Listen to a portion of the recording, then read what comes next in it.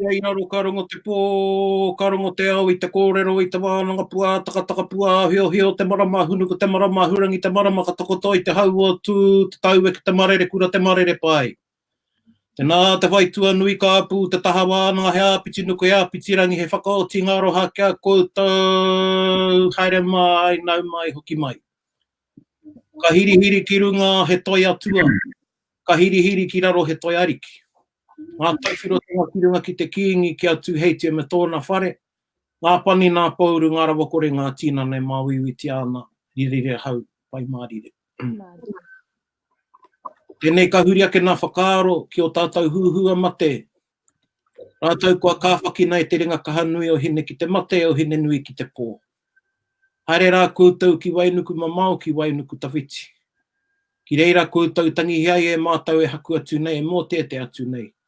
O ki atu rā ki Hawaii ki nui, Hawaii ki roa, Hawaii ki whaamama, te haupūranga, te kauheke, kaumātua, he atua, he tangata, koutou kia koutou e ngā mate, tātou kia tātou e ngā kanohi ora o rātou mā, e pīkau nei, e waha nei, e pupuru nei, i te reo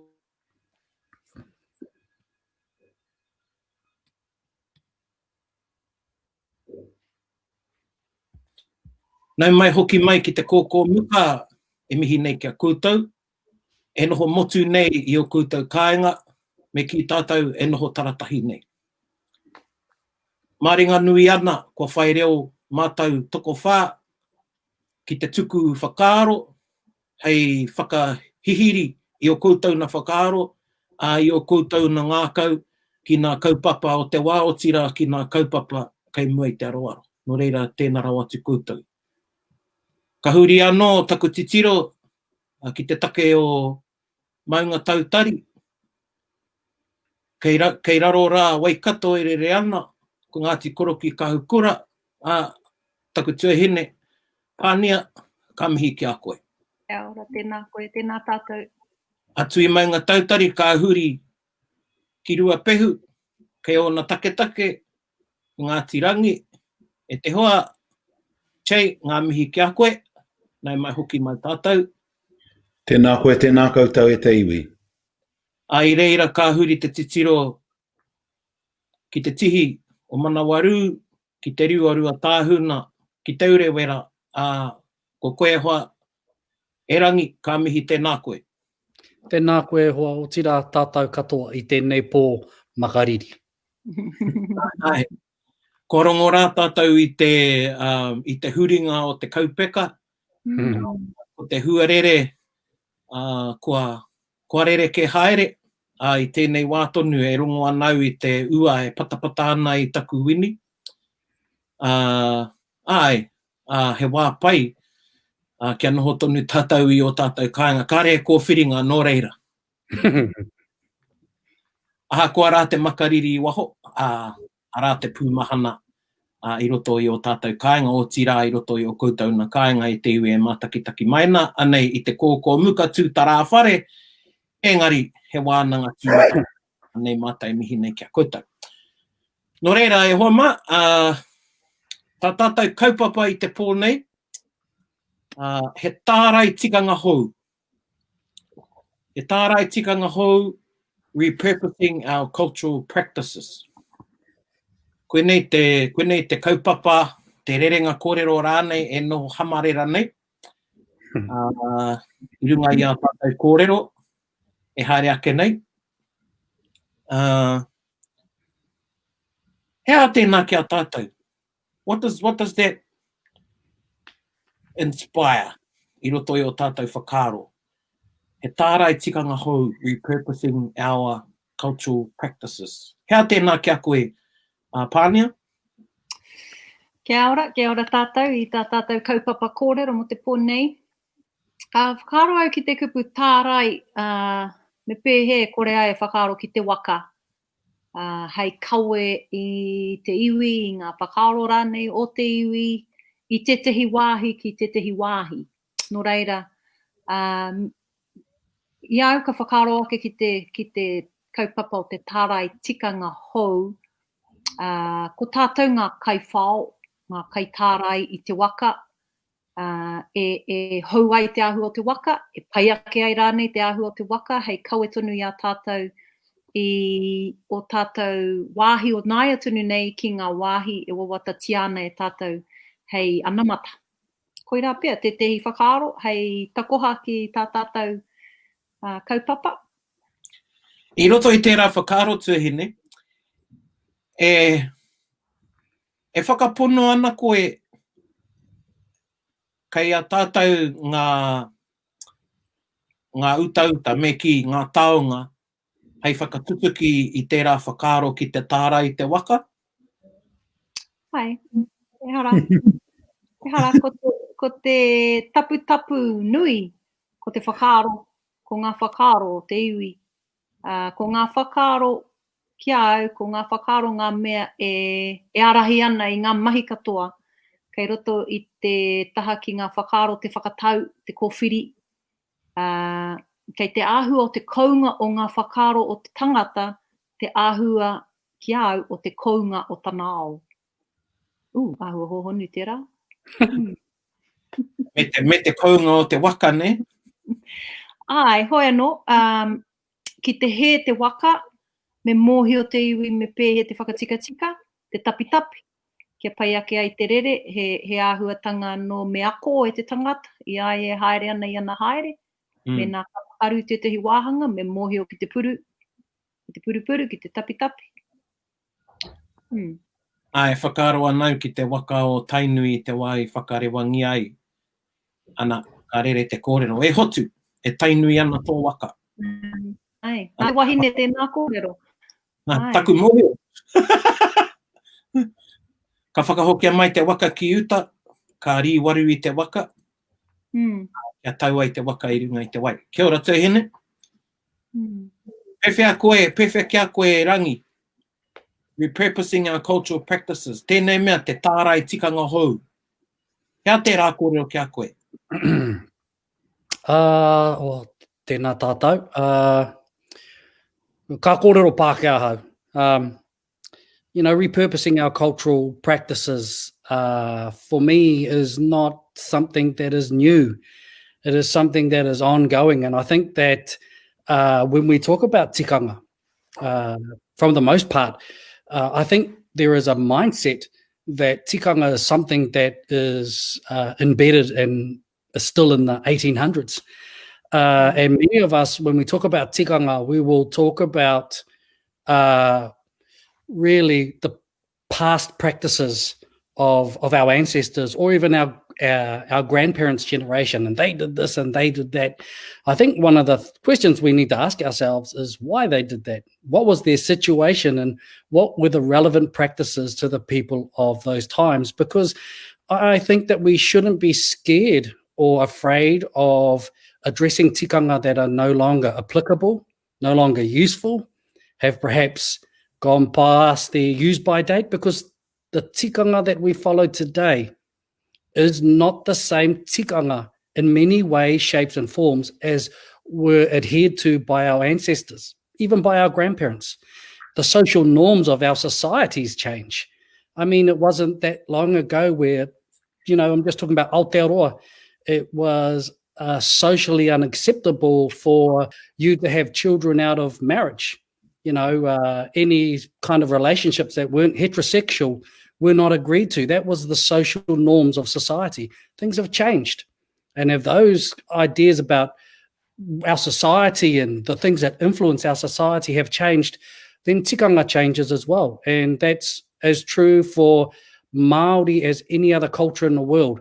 So as we continue to evolve as a people, the way we express our social norms, the way that we express our philosophies, the way that we understand ourselves, and the way that we enact our practices will evolve with the shift. So for me, there are some things that we maintain, but we are always evolving. And any culture that doesn't evolve and is willing to change and look at itself and understand where and how it should change, eventually dies, because the world will move on and we'll still be stuck as some archaic race in the past if any culture that thinks its culture only exists on these ancient philosophies and principles won't survive. That's my thoughts anyway.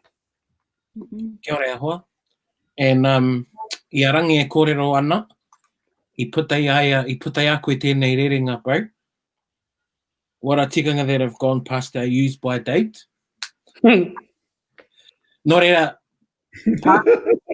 Pānia tēnā kōrero e hoa ma, because ka hoki mai tātou ki tērā, a tōna wā, kaua I nai nei me whakaaro, he hape etahi o era tikanga. Engari, I tēnei wā, chei kei a koe. Tēnā tātou. Tēnā koe e oa, Paraone, koutou tātou. I think there's e rua ngā mea e rere ana I te pīnati I tēnei wā. Ko tētei, ko te ora. Ko tēnei mea te tikanga, me āngai atu ki te ora o te tangata. Te ora pai tātou. Tua rua, me kauaka tātou no noa, engari e tikana te kōrero, rapua te mea ngaro. I te mea, ki te ata o kāro tātou, ki te ata te tiro tātou, ki tō tātou ao, me ona uatanga ke, ko kōrero ia e rangi. Me kauaka tātou e no o pauaka, pērā ki te nuingo ngā kōrero ka puta mai runga I o tātou marae. Ana, me kauaka e pēnei, me kauaka e pērā, engari, me ata o kāro, koira te mea nui. Ki te kore tātou e ata o kāro, e oai o kāro, e maumau taima tō tātou no o, ki o tātou marae ki te to'u atu, me pēnei. And I think as we look at the challenges we face, we have to always continually repurpose, because tikanga should be about safety and wellness. And if there are some things that are inhibiting us from being well and safe in our own homes, then that's a concern. And the other point is, we hear te manu kaimiro, te manu kaimiro nōna te ngā ere, te manu kai mātauranga nōna te ao. Ai tā piritanga, ko te manu ai wakaro, nōna rangi atea. And we have to continually pursue thought, because it was the scholarship of our tupuna that enabled them to be able to adapt to whatever the circumstances were. Whereas if we don't think about things, we want tick lists, and that becomes a don't do this, don't do that, which I don't think is helpful for our survival. Ka pai. I'm going to add the don't do this, don't do that, ki te what are some tikanga that have gone past their use by dates. Kei tērā whakaro e hoa ma. I tētahi wā, I whakamara mau ki etahi, ko te pātai mai etahi ki au, well, how do we and when do we know to change tikanga? To repurpose tikanga, or repurpose our cultural practices, te tārai tikanga hou. I te mea koetahi e haere ana pohe, ko te hunga pohe e arataki ana I te pohe I ona wā. We've got the blind leading the blind. And the image I used one time, and I think I put a post up was a while ago, a couple of years ago, I think, I kōrero ana e hoki ana tēnei ki te waka, engari ki te waka, ki te motika. And what I said was, e mohio anau ki te taraiwa, mohio anau ki te tini te wira, I can change the wheel on my, even though I'd rather ring up AA ki te haramai ki te tini. Okay, repo o taro. Engari, I'm not gonna go under the hood of my car and start pulling things out. Ki te kore taku waka e mahi. And I believe that, or make alterations to the car, its motor or whatever the engine, for the sake of doing it, because I'm able to. Ko taku titiro ki etahi o te ao Māori is they have very, very little knowledge. They have a little knowledge base. Ana e mohe ana tātou, he mō rea te mātauranga iti. A little bit of knowledge is dangerous. And what I'm worried about is people creating or forming these new tikanga without a knowledge base to do so, like going under the hood of the car and meddling around with the engine instead of just sticking to changing the tyre. Yeah. Aua cryptic e rā whakaaro ki au, ka rau te marama ki te hāngai o te... Well, koinei I tātai, ko etahi o tātou, I te wai kōrero koe mō te waka, what do people do when they haven't got that knowledge base to inform where do they go?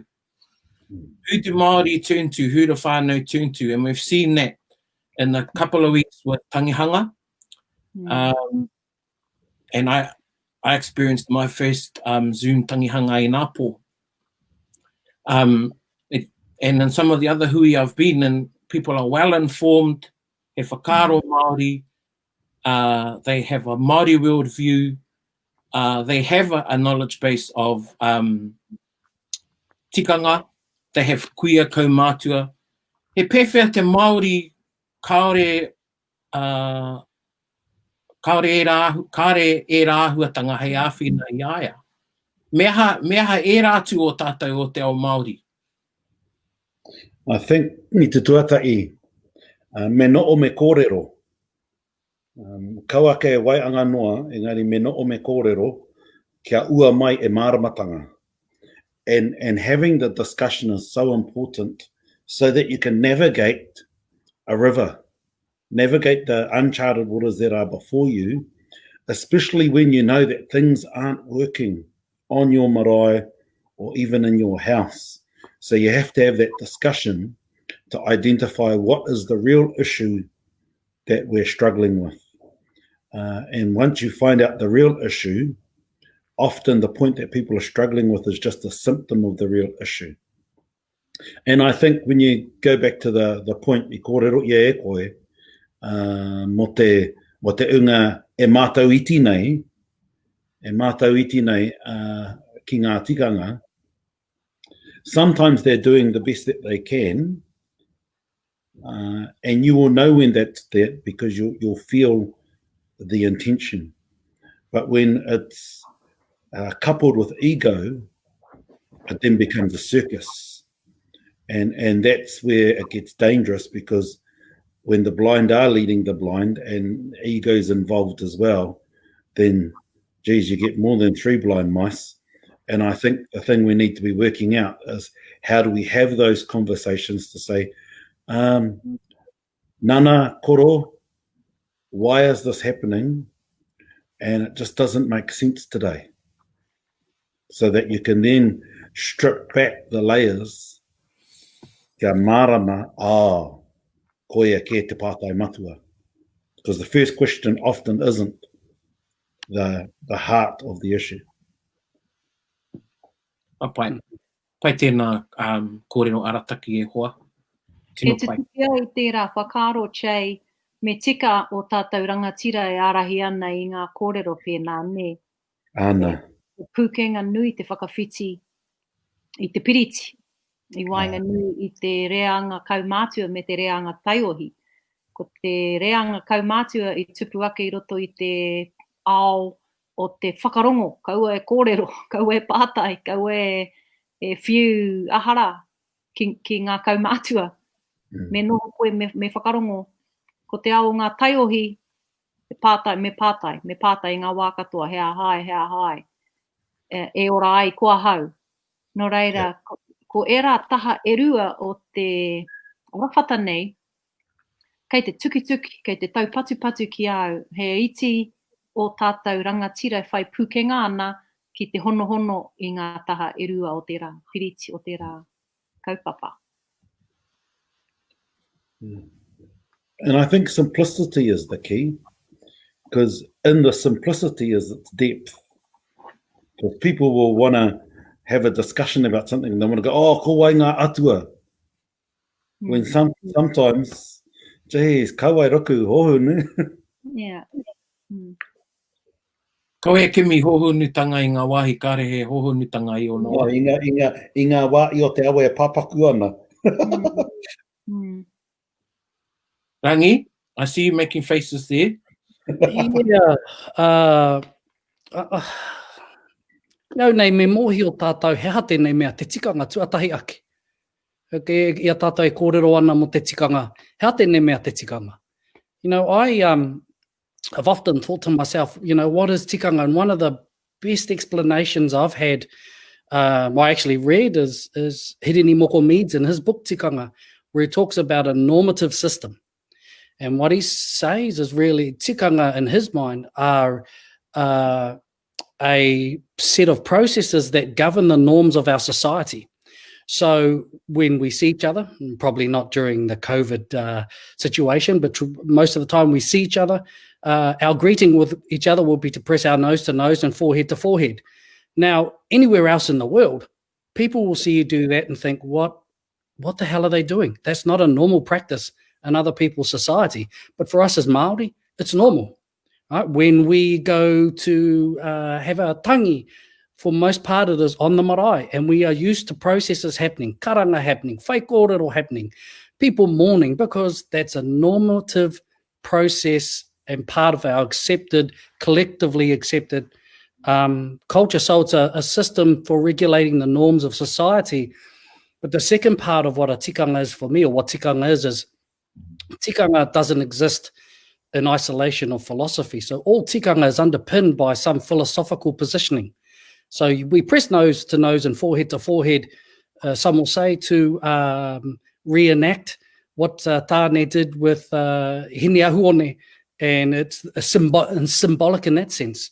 We go on to the marae and go through a particular process of welcome each other under our tikanga, because that is the manner in which Tāne learnt how to welcome people when he climbed into the heavens looking for knowledge, and was welcomed by, well, some people say rehua, some say rupe, some say io, but he was welcomed onto the plaza. So they are these normative, I guess, systems or regulating the norms in society that are underpinned by a philosophy.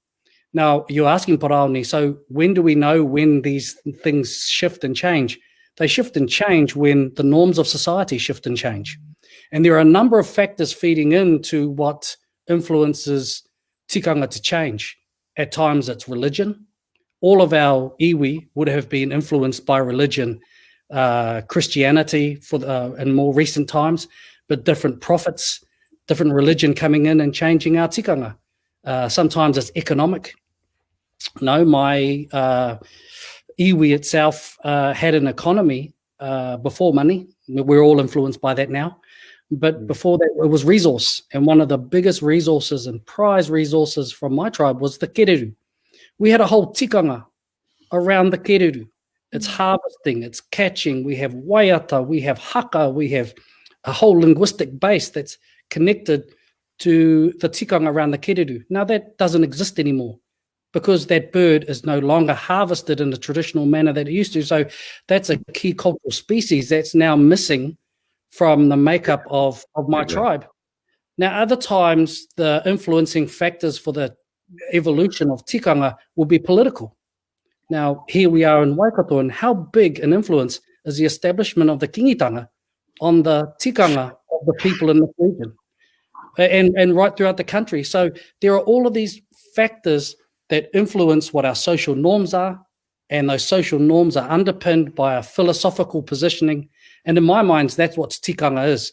And when those influencing factors, social norms change, then our philosophies change and our tikanga shifts.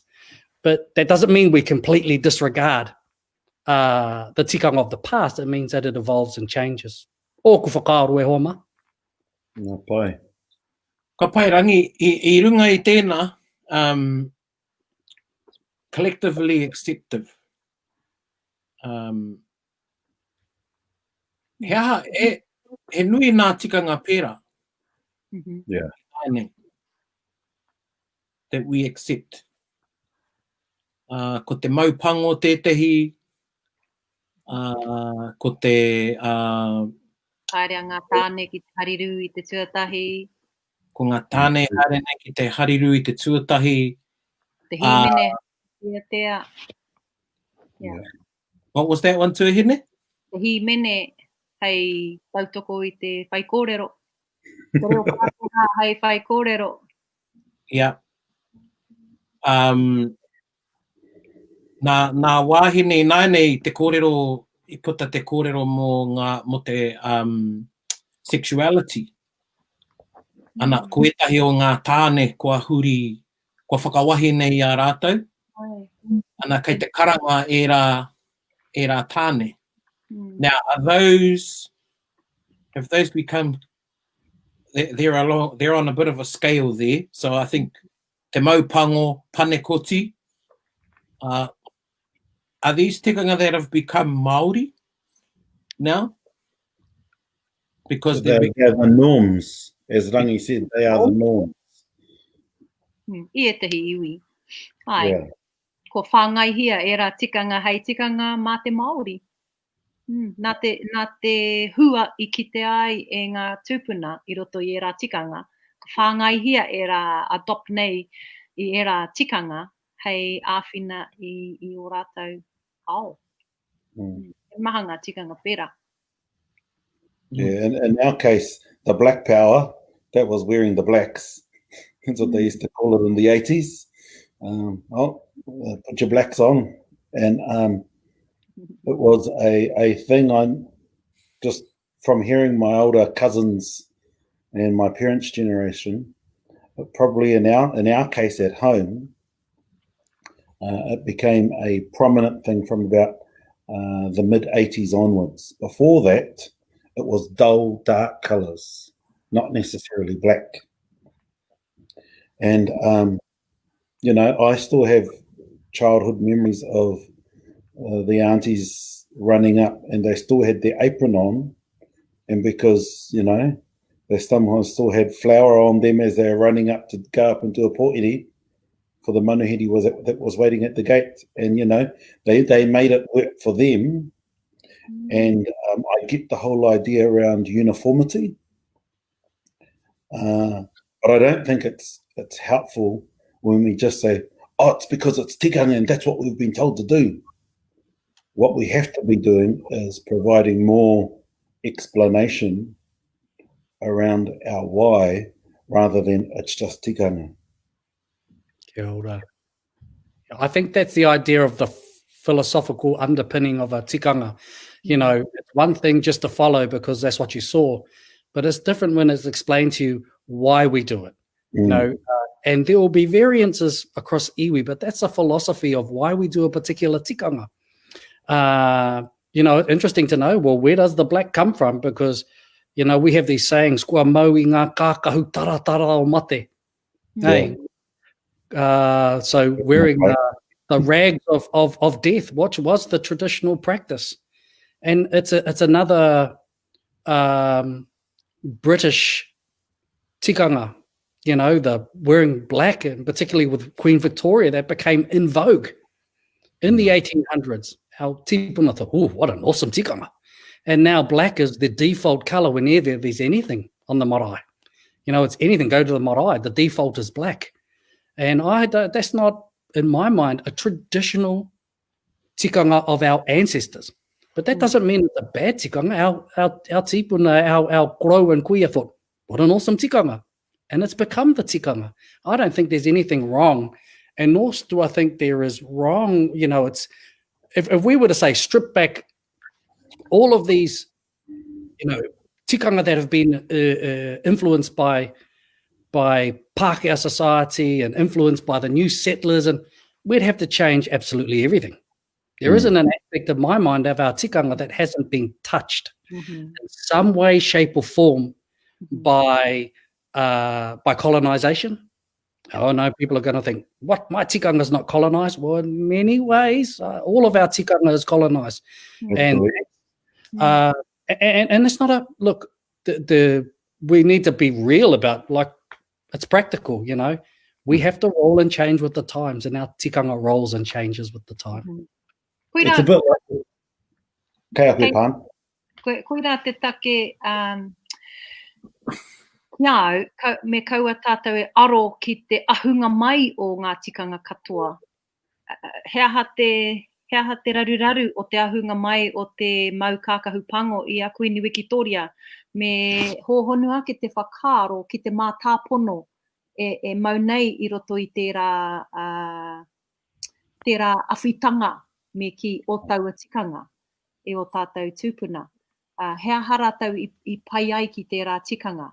Ka tahi, he kaupapa whakakotahi i te iwi, i runga i te whakaaro kotahi, te tapatahi o te ngākau ki te tehi kaupapa, ki te mate. He nui o tātou tohu mate. Ngā āhuatanga e tohu ana i te mate. Ana i tēnei ao nei, he māmā te haere ki te tiki atu i te tehi mea pango hei tohu i te mate. Kia ora.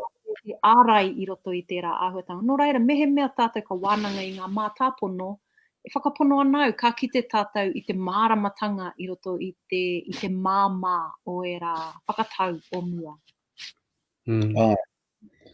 And the other thing is black as a form of uniform or uniformity is no different to te wā ka eke koe ki runga i tētai atu, me eke mana atu, me kaua eke tare atu, you know, me kaua aere kino atu, me te aua tare o kākau. And I think it's a bit like the tikanga that I've been challenging over the last year on marae when I go around to marae. You know, I've stopped wearing trousers. Yes, you have. Deliberately to provoke thought. And the first thing people say is, oh, why are you doing that Islander thing, or why are you doing that Scottish thing? And I said, well, trousers aren't Māori. And people go, And I said, and don't get me wrong, because right now trousers would be nice because it's freezing. But it's about, in my case, I'm deliberately doing it to provoke thought and for people to just scratch their peanut a bit, because during the wānangas in the late 80s and early 90s at home, the key thing that my Uncle Matt used to always say, when in Rome, don't follow the Romans. When in Rome, know why you're following the Romans. Otherwise, you become a Brown's cow. And that's nothing against me either. Tika, Brown. Engari, hoa, e mihi anau ki a koe i te mea, kua pūmau koe ki tō tikanga i roto i te tau. Me te makariri oki. Ana, aha koa hotoke mai, e mau ana koe i tō rāpaki, tō praikete. You just need to find you some of those boots that our tūpuna would wear. Engari, he pai tērā, he tika tau. Ka haere ana koe ki ngā hui, ka tautau tērā i ngā whakaaro o te iwi. And while we're on tautau whakaaro, ka whakahoki ake a koe tuahine. Tautau rānei. Tātou. Ia tātou e kōrana mō ngā te takenga mai, te oranga o te tikanga, te mea. Te wahine, te tāne whakawahine ka tū ki te karanga.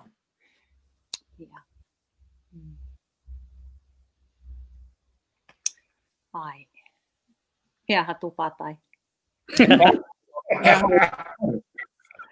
aho kāro ki te, e whakai ana koe? E whakahe ana rānei? Arataku pātai?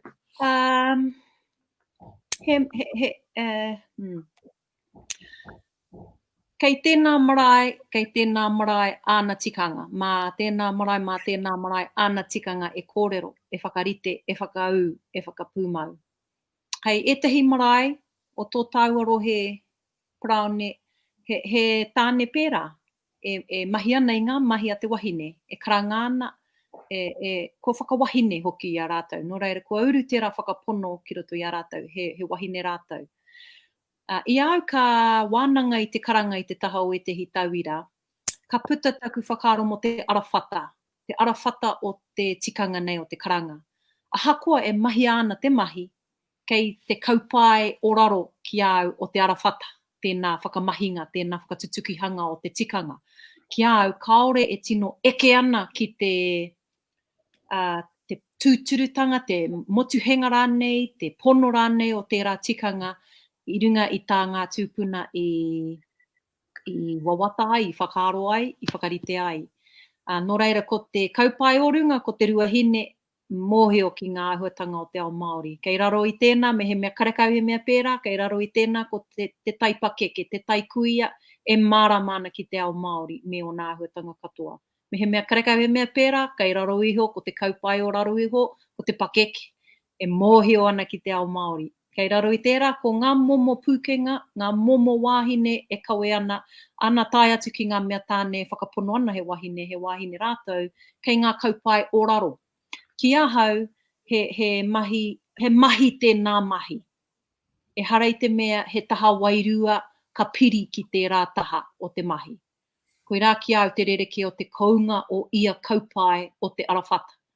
Ki te hia tātou kia whakawhiti o tātou whakaaro mea tātou kupu ki te ao wairua, ki au me tau ngā mahi ki ngā kaupae o runga. E kore tutuki i ngā kaupae o raro noiho, anā ko te wahine e harei te Māori e karanga ana. Ko te wahine rānei e pānui ana i ana karanga, kei raro rawa atu anō. Ko te wahine kaore mōhio ki te reo, engari ka karanga i ngā kupu a tetehi atu, he kaupae anō tērā.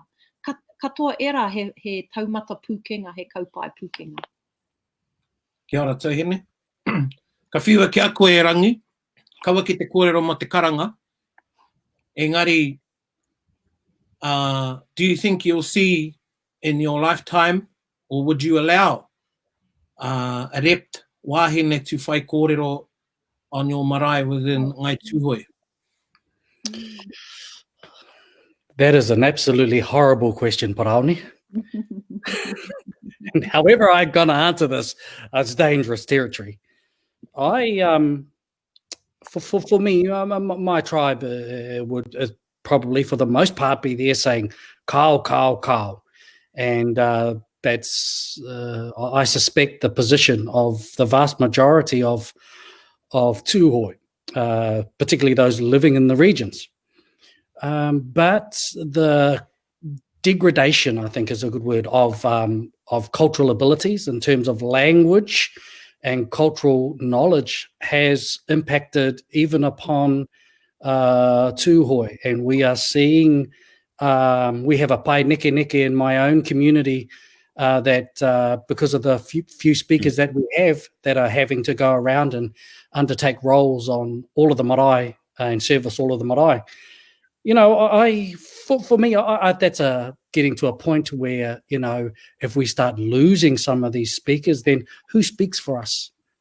Who speaks for us? Are we able to maintain a tikanga where only men speak, or are we at the point where we need to openly discuss this as to the role that the woman can play in that situation? Do women even want to talk on the marae? You know, have they made that decisions themselves? I don't know. For tūhoi, I really can't say that. But if you're asking me, would I be open to that? Absolutely. As a discussion point, I would be. You know, one of the most, I think, open-minded person I know in terms of tikanga is quite often thought about as the most rigid, and that's Po. People think that he is, you know, a rigid tikanga person, and he is, but he is also very, very open-minded and understands that tikanga changes all of the time. And as we shift, you know, I've seen situations where we've allowed Pākehā women to stand up and speak Pākehā on our marae, but won't let our Māori women speak on our marae. I mean, is that correct? We say things like, you know, if a woman gets up, she has to be perfect in her language and has to understand. Well, then what's the difference from a male getting up that has poor language and doesn't, has difficulties maintaining that, maintaining the mana of the marae. So I think these are things that I would be very, very open to discussing and talking about. The decision isn't an individual's. The decision belongs to the collective. And it has to be a collective, normative system that everyone agrees to. And whakaiau ki tā pānia, kei te hapu te mana, kei te marae te mana, kei te iwi te mana. But I think it's about time that perhaps we started to discuss this. Me wānanga tātou. Yeah. Tēnā koe Rangi. Very good answer e hoa. Koe nei whiu au kia koe he mōhio nōku ka tino paira wātu tō.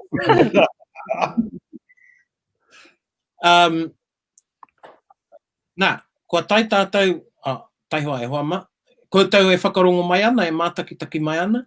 If you have any pātai, and we do our best, well, I do my best anyway, to address the pātai that come through on the feed on the side here. Nō reira, mehe pātai a koutou, tēnā tuhia mai I roto I the comments. Put them in there and we'll see those questions and we'll be able to talk to some of them. Nō reira, whiua mai a koutou pātai. Ka pai ka koke tātou e hoa ma.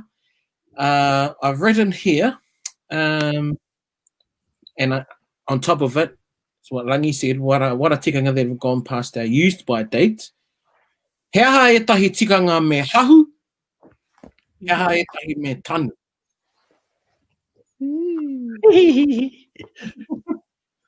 So what are practices, tikanga that we should resurrect? Pai taku whakapāke I te hahu. I don't want to, Pai tēnā, resurrect. Yes. And what are some tikanga that we should bury or do away with? Hai. Ka whiua kia koe, Che? One each, maybe. One. I think, yeah, rites of passage are extremely important because... Are you on here tikanga me hahu? Ana. Kia ora. So one to resurrect is rites of passage because rites of passage give people recognition that they aren't invisible. And too many of our people feel that they are invisible. And when you give a young girl a rite of passage, when her ikura flows, when you give a young boy a rite of passage, ka huru huru ngā raho, that makes them feel that they are loved and wanted and have been given regard. And it's so important in this world that we live in that we give our own people some recognition rather than waiting for a certificate from a system that doesn't really like us to be the only form of recognition.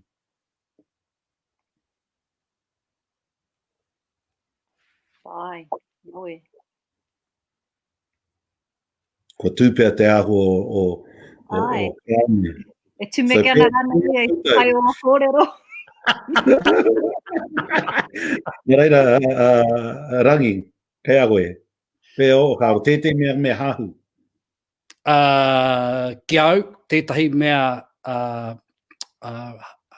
mea hahu tikanga. Ki au nei, ko tēnei mea te maramataka me te wātaka Māori. I am totally, at the moment, pushing this cope-up of decolonizing our systems of time. I think one of the biggest colonizers of Indigenous populations is time. And anywhere there's a clock in the world, it's a symbol of British expansionism, industrialization. And I think that I don't think we'll ever be able to be free straight away of that time that is actually set by Greenwich time in London. But I think that we could be able to set a dual system of time So we know where we are in our Gregorian Western calendar. We also know where we are in our environmentally driven lunar stellar 12-month and every third year, 13th-month calendar cycle. So that's one that I would love to resurrect. And I think the mahi that's happening around the Māori New Year and Matariki is a way to really instill that into the culture. One that I'd like to put to rest, and I'm probably going to get, I don't really want to talk about generic tikanga and talk about other iwi, but I'll talk about my own marae. And one of the things that we maintain is a whare mate that you put up and then you pull down every tangianga, and then you put the next one up and you pull it down. It snows where we are.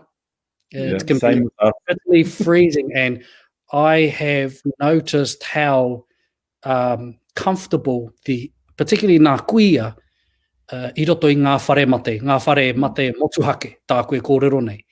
You know, they're warm, they're comfortable, they're safe, they're healthy.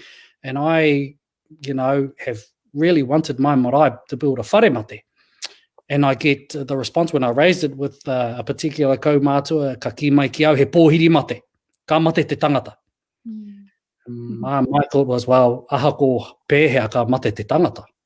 Not that I want to, invite death, but that's something that I'd really like my own marae, and the whole of Ruatahuna is like that.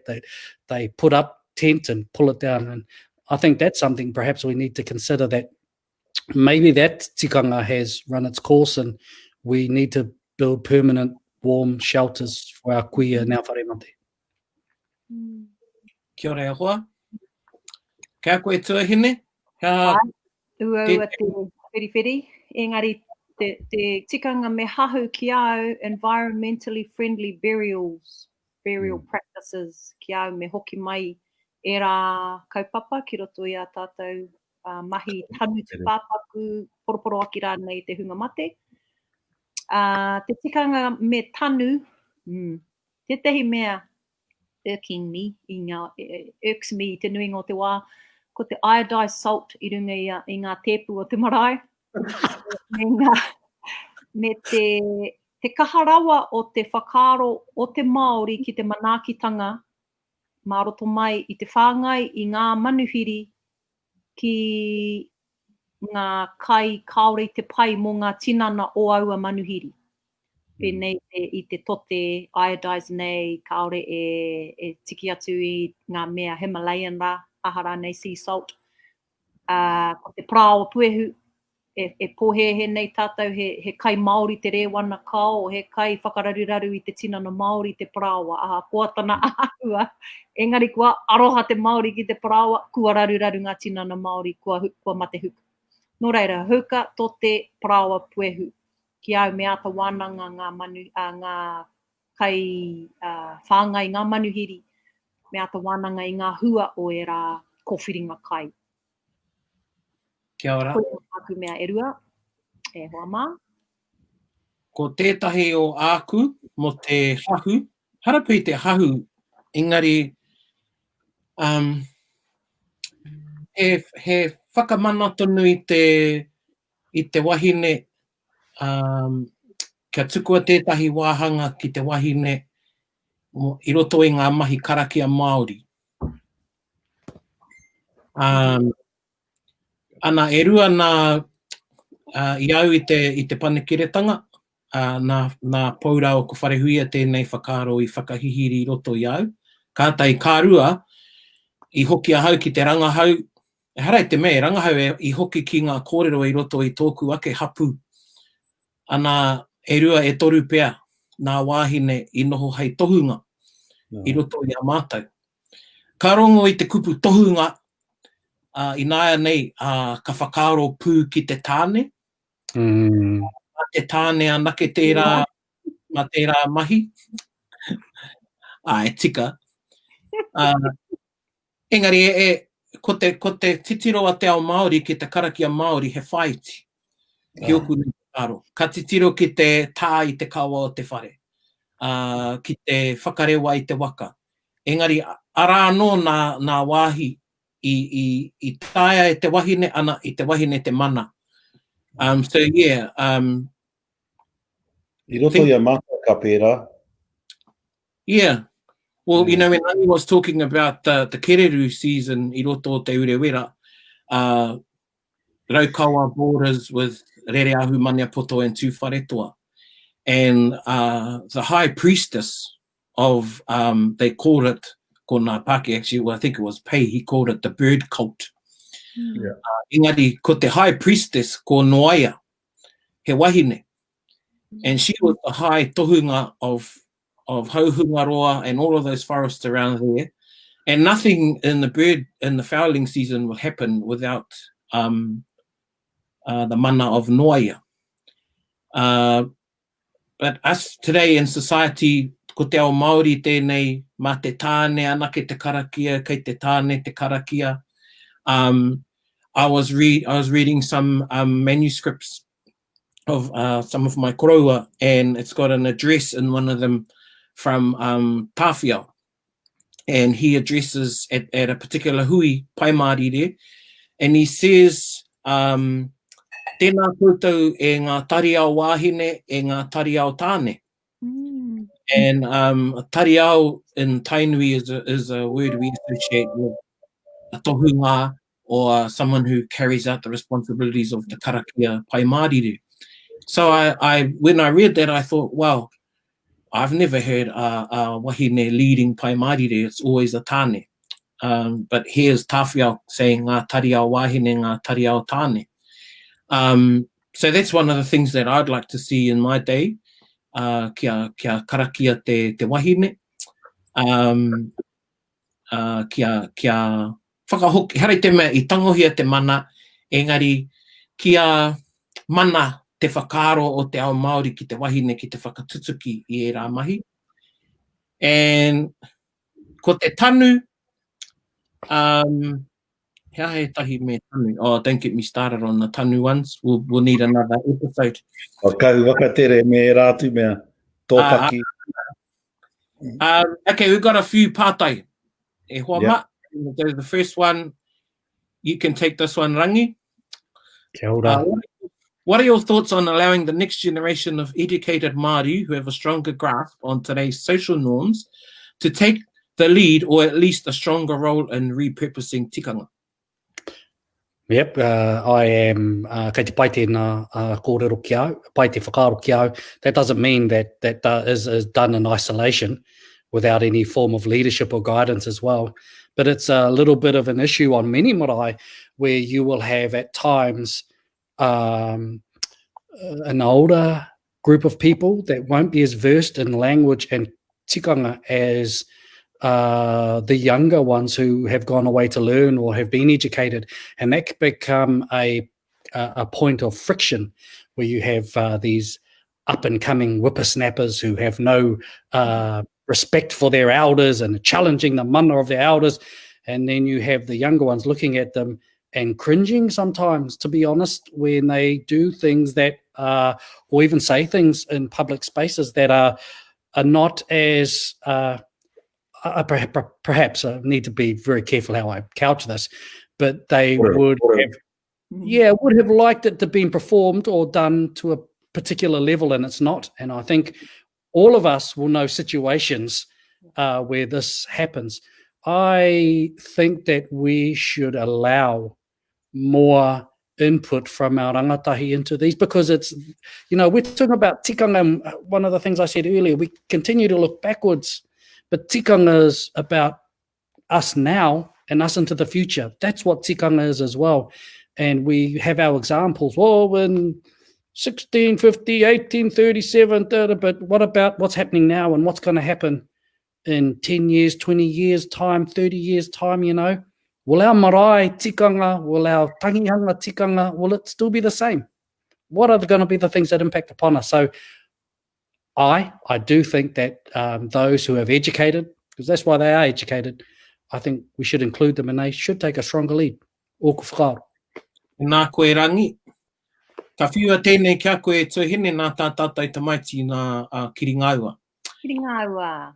Tētahi tamaiti. Te o ngā whippersnapper e korero nā koe rangi. Tētai mā. E pai tonu ana kia tukuna o ringa ki tētahi pākete wai, kua pāngia e wai rānei i te tangihanga, me waiho rānei he hand sanitizer.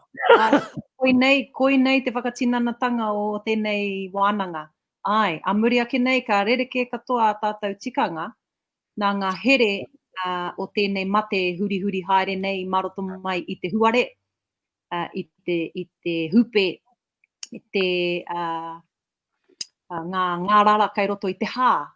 Nō reira, ai, me wānanga e tātou ngā tikanga rereke, e ora tonu ai tātou. Kaore he take o te haere ki te tangihanga, he tūpāpaku maha atu anō te oti ngātu o tērā haere ki te tangihanga.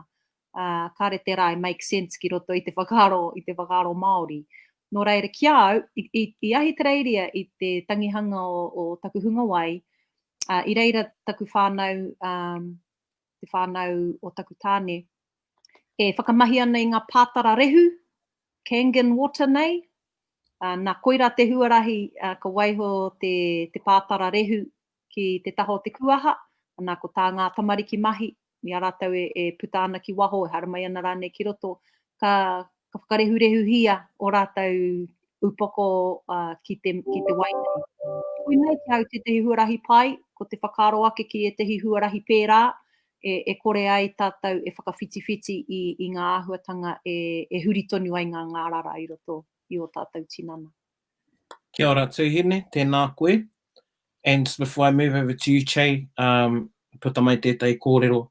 Nā Leon tēnei, kia ora te heke tū. Kaue, koe nei tana tikanga me hahu. Whakahokia mai te tikanga mā ngā tūpuna te mātāmua o ngā mokopuna e taurima. E wānanga paira mā te Māori. Anei tō pātai Che, nā Nikora Ngaropo. Hey, bro. With technology changing the way we interact with each other and the way our rangatei communicate, how do you see tikanga evolving in these spaces to keep our people safe, but also pass on knowledge and store knowledge outside of traditional whare wānanga? Well, I've just shared something today. So as part of Ngāti Rangi, we've developed a little resource to help our people, knowing that it's only the whare mate, or the whānau pani and the grave diggers allowed at the ohunga. We've developed a little resource that we will then hold little webinars to help teach our people the basics, especially if they don't have anything. It's a resource to help teach the basics so that we ensure that our mate will still get some recognition and be sent on their journey while those people are there at the urupā, at the funeral home. And I think it's one thing to share the document, but it's another thing to then get our marae at home, but then also our other uri to hold wānanga with them online in a safe space where you can ask questions, where you can have a laugh, and you can also be serious. And it's just about the parameters you put around it. So no matter what kaupapa you want to do, you know, we held a church service for the huiaranga, and we changed the huiaranga to a zuiaranga last week, or in the weekend. And it's about how you facilitate it, how you drive it, and then the parameters you put around so that people are all clear what they're doing. So I think it's achievable, and it's like anything. There are some things that you will share, and there will some things that are better left for later on. Kia ora. Tēnā koe hoa. O tira, tēnā koe te katoa e te iwi nui tonu. E mātakitaki maina i o koutou kāinga. Tēnei ka tā mautia te ahi o te Kōkōmuka. Hei tōna wā, tautau hi anō ai te ahi kia muramura mai anō tā tātou wahi. Ko mātou toko whā, E mihi nei kia koutou tēnā rau atu koutou katoa. Ora. Ka tukua kia koe te tuahine, Pānia, mau tā tātou karakia whakakapi i tēnei pō. Ka pai, kia ora tātou ia tātou kōrero tai atu ki ngā pātai tēnā koutou. Kia tau te rongo mau ki ngā miru katoa o te motu. Kia toi tū te tai ao, kia rena ngā taura here tangata.